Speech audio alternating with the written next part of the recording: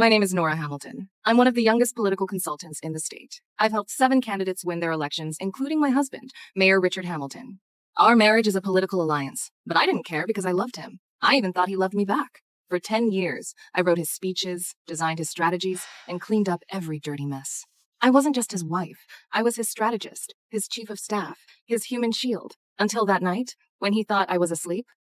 That land deal can't wait any longer. The developer is impatient. I'll handle Nora. The less she knows, the better. He didn't realize I stood in the corridor for a long time. In my hand was a cup of warm milk for his sleep. The milk turned cold. I didn't knock. I just turned back to the bedroom. When he came back that night, I feigned sleep. He tossed and turned, breathing heavily, never touching me. In the dark, I lay, staring at the ceiling. How did I find out? It wasn't just one night. It was a steady buildup. The municipal park redevelopment proposal suddenly appeared on the council agenda without a public hearing. The last page was signed, Office of Mayor Hamilton, his signature. And as his campaign manager, I had never seen this document. The mayor instructed it personally. He said it doesn't need to go through the campaign team. I hung up, my fingers trembling. In his study, I unlocked his safe using his birthday. No cash, no jewels, just an appraisal and construction blueprints. The land was worth 10 times the park. The developer was Atlas Group. Its owner, Peter Sterling, was Richard's college roommate. I alerted no one. I locked the safe, put the chair back, went downstairs, and poured Richard a cup of coffee. Nora, is tonight's fundraiser ready? It's ready. I love you. I replied to him, I love you too. I love you too. But this time, I was lying. The fundraising dinner was held at the mayor's mansion. Crystal chandeliers, a champagne tower, a string quartet. The room was packed with local tycoons, developers, and union leaders. I wore a dark blue gown, my hair swept up, wearing the pearl earrings my mother left me. I stood by Richard's side, smiling, shaking hands, receiving praise. No one knew that inside my bag was a voice recorder with the conversation Richard and I had in his office this afternoon. I thought I'd talk to him privately after the dinner. I even rehearsed my opening line. Richard, I know about the park. We can raise funds another way without sacrificing public green space. I wanted to give him a chance. He was my husband, the father of my child, the man I chose 10 years ago. I didn't want to ruin him. I just wanted him to turn back. Then, I saw Peter Sterling enter the ballroom. He wore a white suit, hair slicked back, holding a glass of whiskey. He walked up to Richard. They hugged and patted each other on the shoulder. Mr. Mayor, you're looking good tonight. Wait until you see the donation numbers. You'll look even better. They laughed. That smile made my stomach tighten. Not out of disgust, but because I recognized it, a smile of victory, of knowing the whole cards. And their whole card was me. Holding my champagne glass, I walked out onto the balcony. The wind was strong, blowing my styled hair into disarray. I stood by the railing, looking at the roses in the mansion's garden. Spring had just arrived. The buds hadn't bloomed yet, tightly curled like clenched fists, like my clenched fists. Someone walked over. It was Emily Chen, political reporter for the City Daily. She asked for my thoughts on the city park redevelopment project. How much do you know? I didn't answer, but asked her instead. I know someone in City Hall received developer donations, and that the proposal bypassed public hearings. But I don't know who's behind it. You know, don't you? I neither nodded nor shook my head. I knew she was testing me, but I didn't have time to play a journalist's games. Thank you all for coming tonight. This city needs every single one of us. Your husband is incredible. Mr. Mayor, you look great tonight. Just wait till you see how much we've raised. Nora, what do you think about the municipal park renovation project? How much do you know? Nora? Still awake? I'm waiting for Richard. Mom, where did the park go? Richard, we need to talk about the park.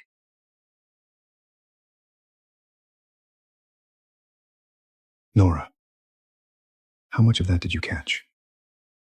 Your study has terrible soundproofing. The developers can't wait when it comes to that land. That deal you made with Peter Sterling, how much? I want the number. Nora, this city needs money. Hospitals, schools, roads, they all cost. A park is a luxury we can't afford. A public green space isn't a luxury, it's a citizen's right. You said that during your campaign. That was just campaign rhetoric. I am not your voter. I'm your wife. You have no right to keep this from me. What do you want? To go public? You know what will happen if this comes out. My political career will be over, and so will yours. Our son will be judged because of us. Do you want him to go through that? Nora, think it over. Give me your answer tomorrow morning.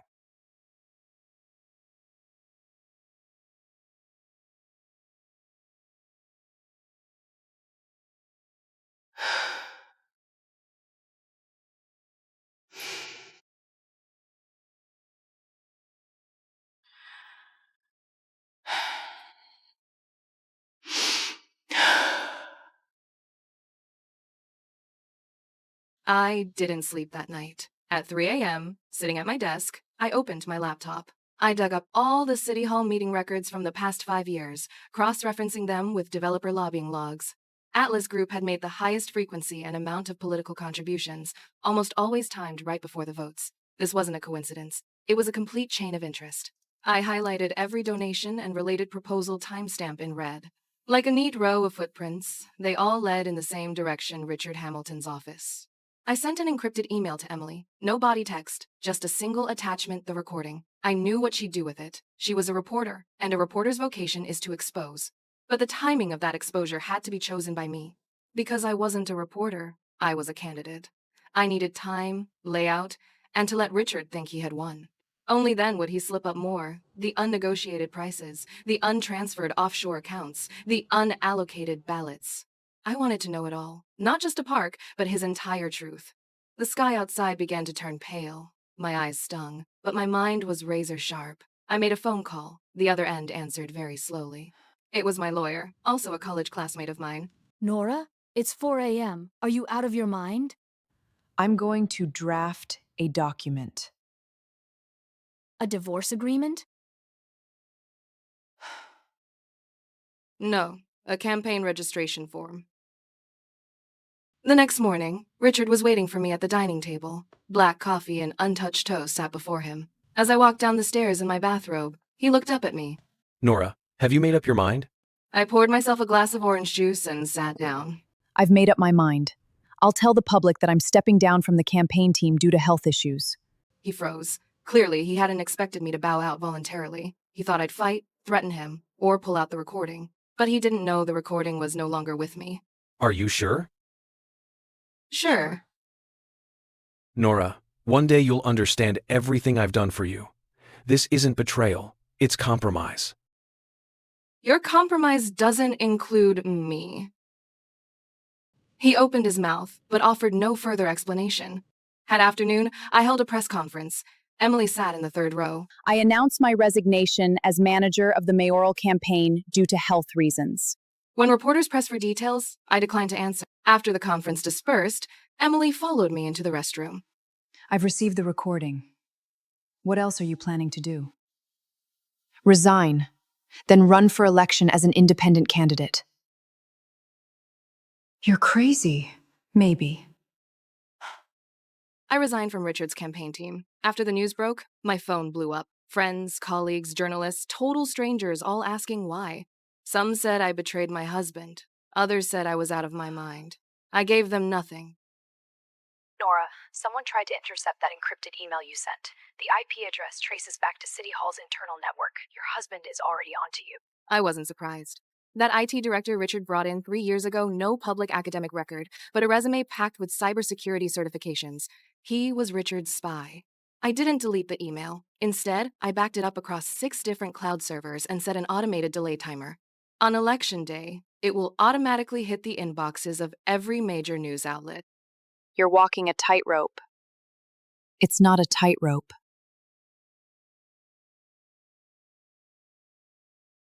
I'm defusing a bomb. The red wire, the blue wire.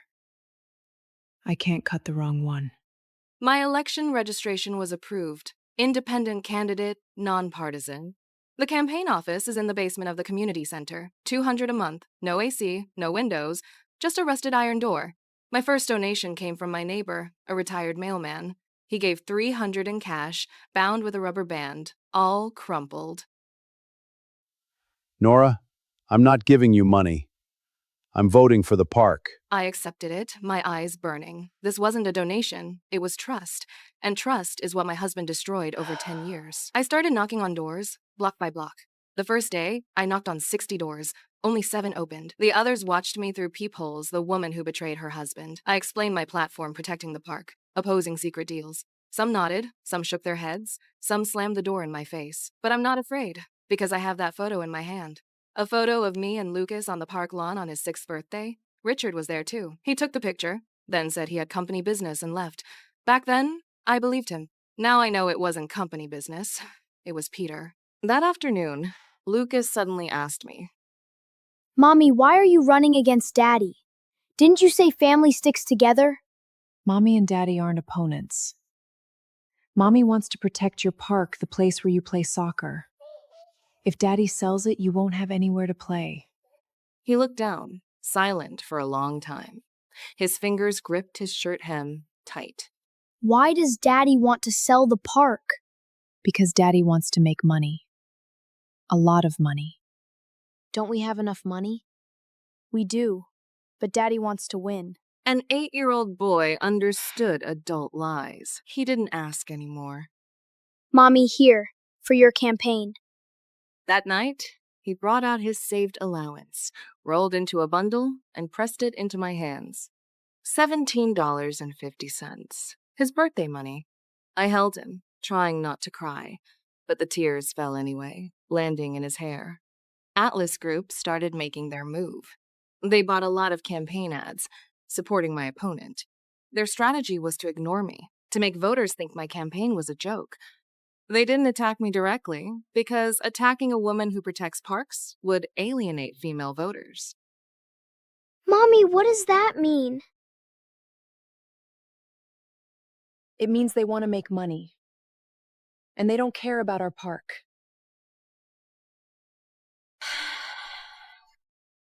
Then they're the bad guys. No, they have their own considerations. But they have to think about everyone, can't just look at one side. What they have to think about is the people. He didn't fully understand, but he remembered the leadership has to think about everyone.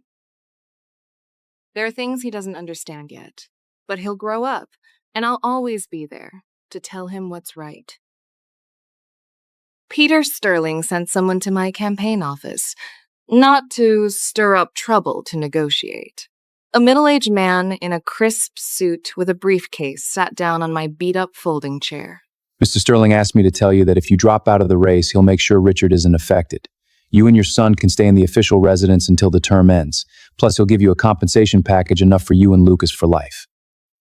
How much? He wrote a figure on a slip of paper and slid it over to me. The number added up to 10 years of my annual salary. I laughed. Do you know why I'm running? It's not for the money. He frowned. Then, what is it for? Because I don't want my son to grow up thinking justice can be bought.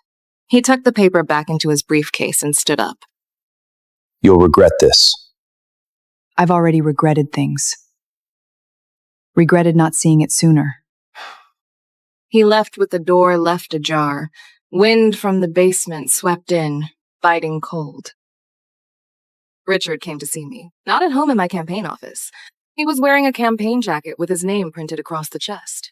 He wanted to snap a photo of my beat-up desk and post it on social media, saying, "This is my opponent's campaign headquarters. Rough around the edges, but unshakable."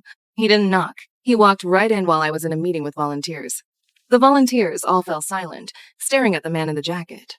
That tie was from me. I'd bought it for him as this year's Father's Day gift. Nora, we need to talk. His voice was quiet, but heavy. I told the volunteers. Give us a minute. They stepped out, leaving just the two of us. The pipes in the basement hummed, dripping slow and steady. Drop out of the race. Name your price. He sat in the visitor's chair, legs crossed. I didn't look up at him. My condition is you drop the park project. He stood up and stepped closer. That's not going to happen. Nora, there's no way back. Peter put a huge sum in my offshore account. Audits will find it. If we don't let him push this project through, he'll turn me in. I'll go to prison. Lucas's father will go to prison. Do you want that? There was something in his eyes I'd never seen before. It wasn't fear, it was pleading, but I couldn't tell who he was begging, me or himself. You should have seen this day coming. The moment you signed that first contract, you were already in prison. The jailer just hasn't come to open the door yet. After that conversation, Richard never came. He sent his campaign manager, his lawyer,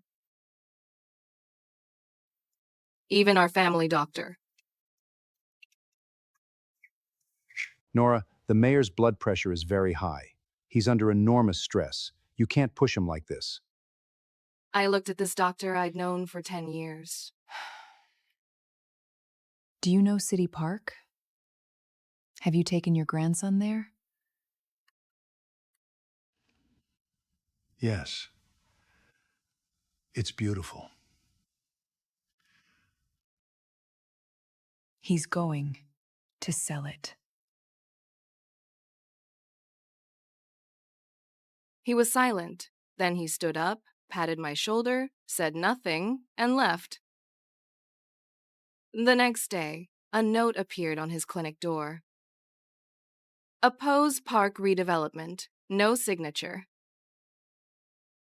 But I knew who it was. The night of the campaign debate, the TV studio was packed. He wore the dark blue suit I picked for him. The tie was the dark red one I gave him. He did it on purpose. A way of telling me you're still my wife. But I said to myself, not anymore. Richard sat across from me, 3 meters between us. In the second half of the debate, the moderator asked about land use. This city needs development. We need jobs, we need investment, we need growth. I pressed the button. Richard, you say the city needs development. I don't disagree. But development cannot come at the cost of public green space. The city park renovation proposal, you never sought public input. Even me, your campaign manager, didn't know the content until the proposal entered the agenda. Tell me, who is this decision serving? The hall went silent. The audience at home could hear my heartbeat. Richard's face froze. His lips moved, but no sound came out. His campaign manager slipped him a note. He didn't look at it. Maybe he didn't expect me to use his name in public. Not Mr. Mayor, Richard, the name I used at home. On a debate stage, it was louder than any accusation. After the debate, Emily waited for me in the corridor. Nora, about the recording, I found out. The person who hacked your emails is Richard's IT director. He admitted he did it. Tarina? Where is he now? He disappeared. The last place he was seen was the airport. But before he left, he sent a backup of the recording to my inbox. Why did I leave the airport? Because he wanted to leave too. He left that straw behind, maybe so he could sleep with fewer nightmares. Emily played the recording for me. It was a conversation between Richard and Peter. The donation will arrive by the end of the month, split across 3 accounts. Your overseas account is already set up. About the park project, we still need to get 2 more people on the city council. Money is not a problem. I didn't listen to the whole thing. That's enough. This is more than enough for federal prosecutors to open an investigation. It's not my case, it's theirs. Emily asked whether I intended to make it public. I told her to wait until after the election. You could use this moment. Going public now could help your campaign. I said I don't need to. I'm going to win my way, not with his scandal. She said she didn't understand. There's no clean way to win in politics. Then I won't be a dirty politician. Nora, you're not a politician. You're a warrior.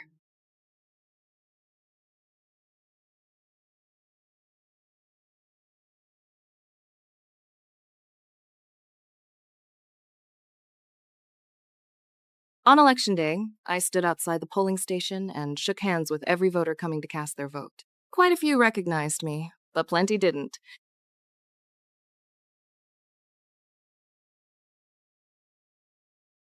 An elderly woman hobbled over with a cane and said she'd come specifically to vote for me. She had lived here for 40 years. The trees in the park were the ones she planted when she was young. She feared they would be cut down, and that her grandchildren would never get to see the flowers she grew. What kind of flowers were planted? She mentioned lilacs, filling the park with fragrance every spring. After her husband passed away, she came to sit in the park each morning, breathing in the blossoms and talking to him. If the park were gone, she wouldn't know where to go to speak with her husband. I took her hand. It was cold, and her cane felt light. I helped her into the polling station. She cast me a backward glance. Nora, are you going to win? I don't know. But the trees won't die. The sound of her ballot sliding into the box was like a coin dropping into a wishing well. I closed my eyes and made a wish. Election night. I was at the campaign office. The TV was on. The numbers ticked up, little by little. I was behind, but not by much. Lucas had fallen asleep on the couch, wrapped in Emily's coat. Volunteers huddled around the computers, refreshing the data, exhaustion and tension written on every face. The corner was piled with leftover pizza boxes and empty coffee cups. Campaign signs scattered everywhere. For the first time, the basement felt warm like somewhere other than home. Richard's campaign headquarters was across the river. His numbers were ahead, but I knew he wouldn't be smiling. Because he knew win or lose, he'd already lost this family.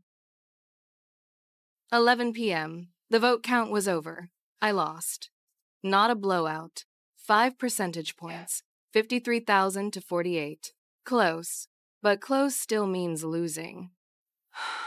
I picked up the phone and called Richard. Congratulations. You lost with honor, Nora. I said it wasn't honor. It was principle. He didn't say anything else. He hung up. The dial tone rang in my ear for a long time before I put the phone down. I didn't cry. I hugged every volunteer and thanked them. Thank you for walking these months with me. You mean more than any victory. Mom, did you win? No. But the park is safe. He barely understood winning or losing in politics, but he knew the park remained. He nodded and fell back asleep.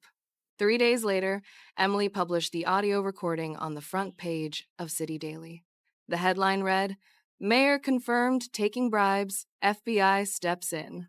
The paper arrived at the door during breakfast. Lucas picked it up first. He couldn't read the headline, but he recognized his father's name. What's wrong with Dad? Dad did something wrong. And he has to face an investigation. He stared down at the newspaper, tears falling one by one onto the ink, blurring Richard's name completely. Richard was taken away mid-breakfast at home. Lucas was eating cereal when his spoon clattered to the floor. He called out, "Dad." Richard turned to look back, but could not speak. Agents held firm hands on his shoulders. I watched the man in the dark jacket be escorted into the black sedan as it pulled out of our driveway. Lucas knelt to retrieve the spoon for a long time. It sat shallowly wedged in the wooden floor crack, impossible for his small fingers to reach. I knelt down to help him, our hands stacked together. Both our fingers were cold to the touch. The federal investigation dragged on for months. Richard was released on bail, but his passport was taken away. He lived in a downtown apartment. He never came home. Lucas went to see him once a week. He never said much when he came back. I'd ask how his dad was. He'd say okay. There were no pictures of Mom there. I asked him, "Is your dad okay?" He said, "He's thinner. He looks older. I wouldn't know. I hadn't seen him in a long time." Other Atlas Group projects were also implicated. Peter's offshore accounts were frozen. His political donation pipeline was cut off. His lawyers kept negotiating, using immunity as leverage. But the prosecutors wouldn't drop the case. An anonymous whistleblower provided more evidence, bank transfers, encrypted emails, even Peter's personal diary. The diary read, "Richard is a greedy fool, but he's the best card we have." No one knew who the whistleblower was. Maybe it was his ex-wife. Maybe his accountant. Maybe someone who woke up in the middle of the night and suddenly found their conscience. I'm no longer the mayor's wife. My name no longer appears in the papers. and TV cameras no longer point at me. I've become an ordinary community organizer, holding weekly meetings with residents to discuss how to protect our park. The meeting space moved from the basement to the park pavilion, and on rainy days, we shift to the community center library. More and more people are coming, not just people I know, but also many unfamiliar faces. People come from other neighborhoods, saying they want to replicate the same model where they live.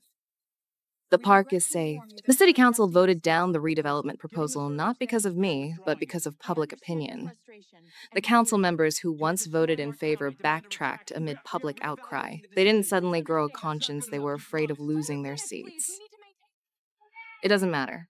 I don't care about motives. I care about results. The grass on the field grows tall, and kids play soccer on it.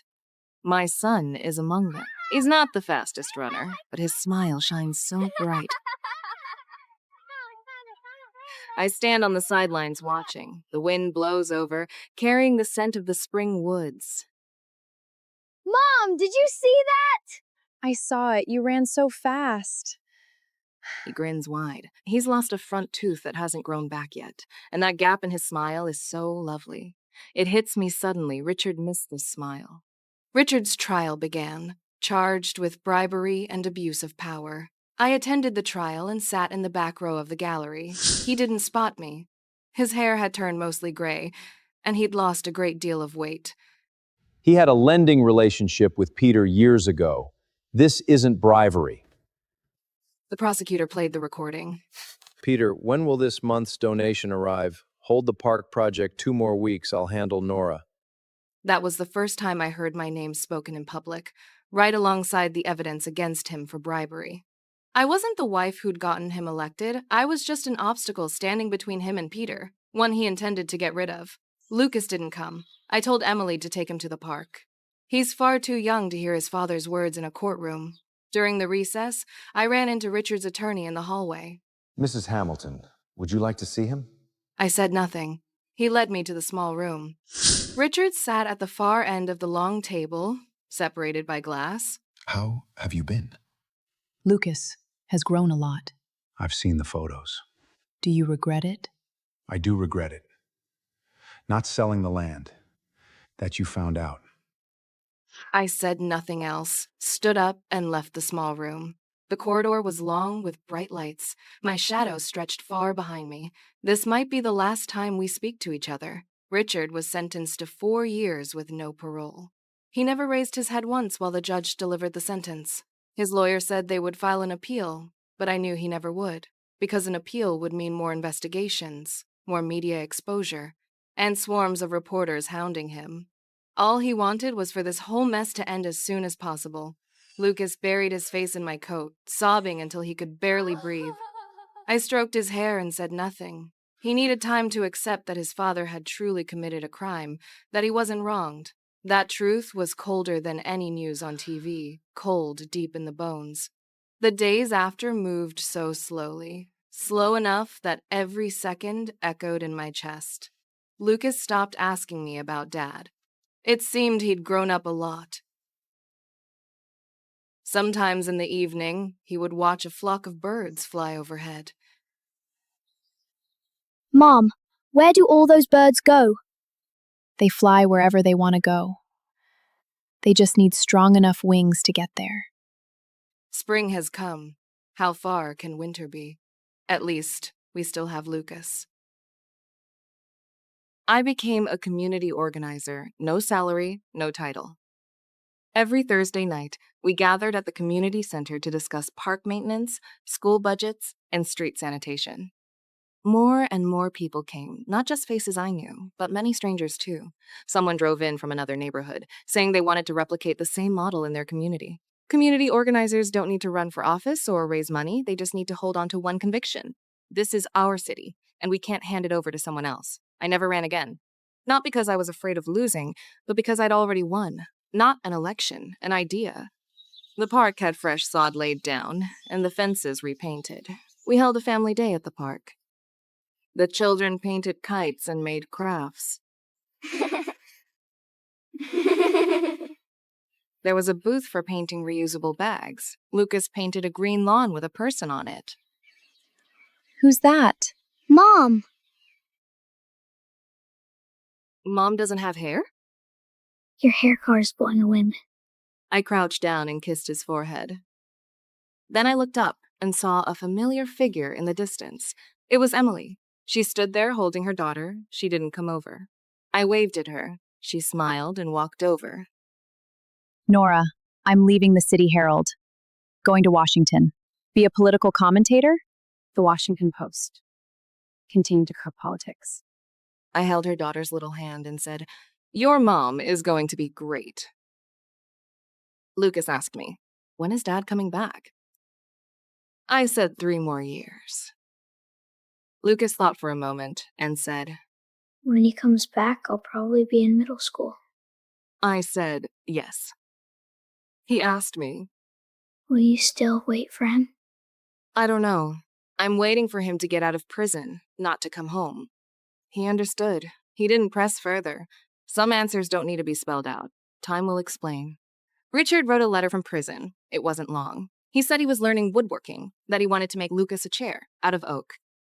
At the end of the letter, he asked, Nora, do you remember our first date? It was also in the park. You were wearing a white dress, sitting on a bench reading. The wind was so strong, your hair kept blowing in your face. You were pressing the pages down, afraid the wind would blow them away. That image, I'll never forget it for the rest of my life. I remember. But that book wasn't mine. I had borrowed it. You bought a new one later to return it. You didn't buy the same book. You bought a different collection of poetry. You probably forgot. I never mentioned it either, because we always have this habit of ignoring those long, quiet moments that you can't quite explain. A woman named Catherine came to seek me out. She introduced herself as Peter Sterling's wife. We had never crossed paths before, since Peter almost never took her to public events. She believed I was responsible for Peter ending up in prison. Nora, you put Peter in prison. It wasn't me. It was himself. Our daughter volunteers here. She never knew what her dad's company did. It's too late. No, it's not. I explained that his own choices had led to his downfall. She did not offer any rebuttal. Her daughter volunteered within our community. Catherine later grew into one of the most devoted volunteers in our community. Her daughter visited every Wednesday to teach elderly residents how to operate smartphones. The girl hoped seniors could make video calls to their families right in the community park. I never wrote that letter back.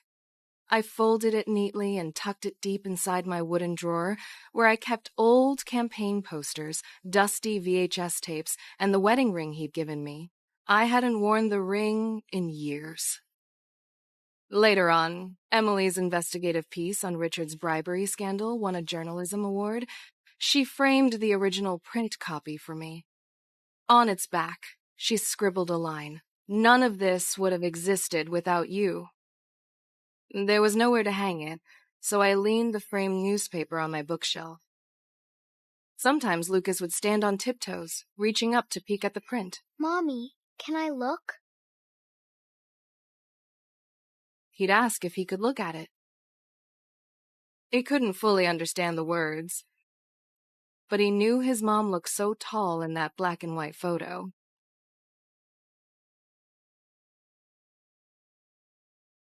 Spring has come again.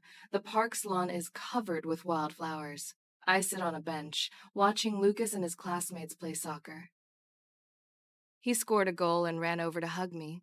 He first celebrated excitedly in place, then jumped into my arms. Mom! Did you see that? I said I saw it. Amazing, he grinned. Suddenly I realized Richard missed this smile. In the evening, an old painter from the community brought over a painting. The painting shows a park bench with a woman and a boy sitting on it. The woman's hair is messed up by the wind, and the boy is leaning on her shoulder. The painting is called Waiting. I asked her why she's called Wait. She said I wait every day, waiting for my son to come home. Not from the construction site, but from the prison of the heart. I took the painting and hung it on the wall of the community center. Next to it was the eco bag Lucas painted. A developer came to see me. Not Atlas Group, it's another one. They want to build an apartment building next to the park and promise to keep the green space. I've seen the design. The apartment isn't tall, has great lighting, and won't block the view of the park. I asked them why they were looking for me. They say it's because you need a project to show that you aren't against all development. You're just against opaque, greedy development that destroys public property. I said I needed time to think and to discuss it with the community residents. Their business cards are matte, dark gray, and the design is very simple. At the community meeting, I showed everyone the apartment plan. Some people were in favor, and some were against it. Those in favor think it can increase the housing supply. People who are against it worry that the construction will ruin the park's environment. We talked late into the night and finally reached a compromise. The developer has to promise to protect the trees, ban large vehicles from entering the park area during construction, and provide a certain proportion of affordable housing once it's completed. I wrote these conditions into the meeting minutes and sent them to the developer. The next day, they replied. They agreed. The apartment building was finished. The exterior was a warm brick red, with shops on the ground floor. The park was still there, the green space just as large as before. A few old trees had been preserved. During construction, I went to the site every day. It wasn't that I didn't trust the developer, I just didn't want anyone secretly cutting down trees under my nose. The trees were unharmed. The new saplings were thriving. The kids were already skateboarding in front of the new apartments. Their laughter was loud. Lucas said he wanted to see his father. I drove him there. In the visiting room, Richard wore a gray prison uniform, his hair cut short. He'd lost a lot of weight, his cheeks were sunken, but his eyes were still bright. Nora, thank you for bringing him.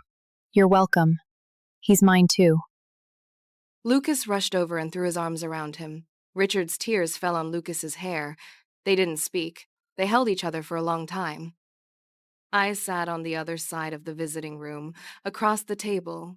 He looked up at me. When Lucas went out for water, he lowered his voice and asked, Are you still willing to wait for me? I looked at his face, the face that had once been so spirited on the campaign stage. I don't know. Bring yourself back first. Lucas fell asleep on the way home. He leaned against the car window, mouth slightly open, breathing so lightly. I suddenly thought of the night he was born. Richard also didn't arrive from City Hall until late into the night. The moment he picked up Lucas, his hands were shaking. That was the only time I'd ever seen him at a loss. Never again after that.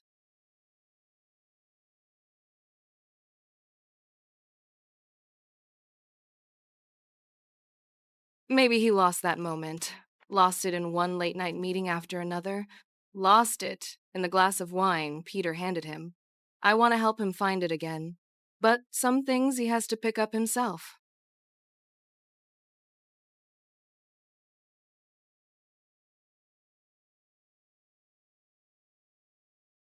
There's a new photo on the wall of the community center. It's a group shot of us volunteers on the park bench, with Lucas standing in the middle, holding that sign that says, "Don't sell our park." The sign has faded, but he's smiling so brightly. I'm in the back row, my hair all messed up from the wind. Emily sent a postcard from Washington, saying she's also involved with community organizing there. On her street, the residents are protesting against cutting down the street trees. She wrote on the back of the postcard, "Nora, one thing you taught me, trees can't talk, but we can speak for them."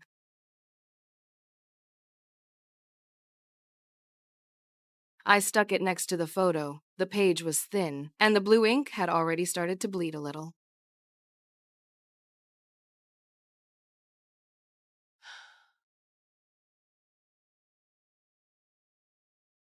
Richard's sentence reduction request was denied, so he'll serve the full 4 years in prison.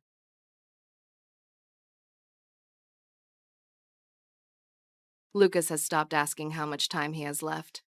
He put the toys Richard used to give him into a box under the bed. He didn't throw them away, but he doesn't play with them anymore.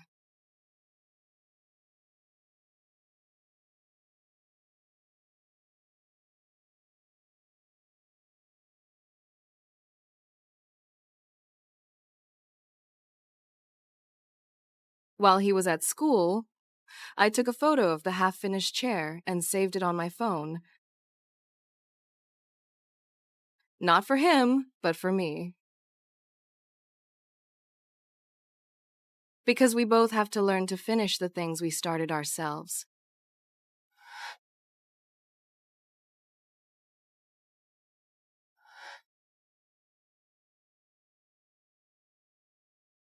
One night, Lucas suddenly asked me, Mom, do you regret marrying Dad? I froze. I had thought about this question many times, but never answered it.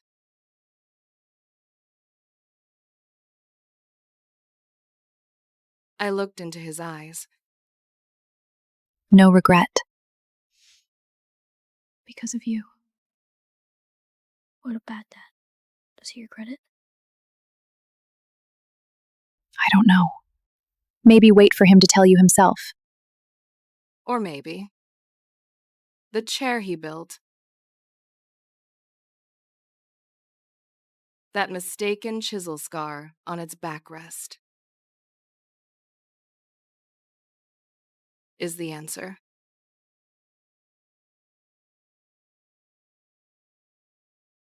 Emily came back, bringing her daughter and husband, claiming it was for a vacation. We were having a picnic on the park lawn. Her daughter chased after soap bubbles, her laughter ringing like bells. Lucas tried to teach her to fly a kite, so clumsy that the string got tangled.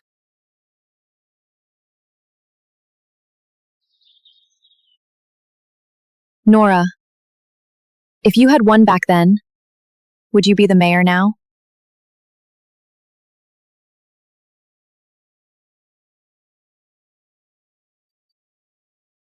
But a mayor has to handle too many things, while a community organizer only needs to handle one. Keep the trees alive. To the trees.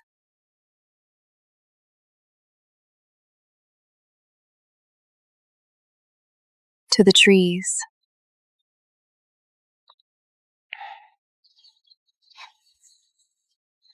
Lucas graduated, spotted me in the crowd, and waved hard. Can Dad make it? No, he can't. His eyes welled up, but he didn't cry. He dragged Richard's unfinished oak chair from storage and had it completed. 3 initials carved on the back, crooked but full of unspoken feelings. I held his hand, the oak chair beside us, watching the sunset silently. Dad, I got the chair. Thank you. You're welcome. Son. It was Richard's call from prison. Lucas rushed to answer. Months passed. I'm Nora, now a community organizer, leaving the past behind. I lost elections and marriage, but saved the park and my principles. In late autumn, when lilacs fade, I wait for Lucas on the bench. The leaf goes in the old poetry book, about love short and forgetting long. I am finally no longer waiting for him. I am waiting for spring.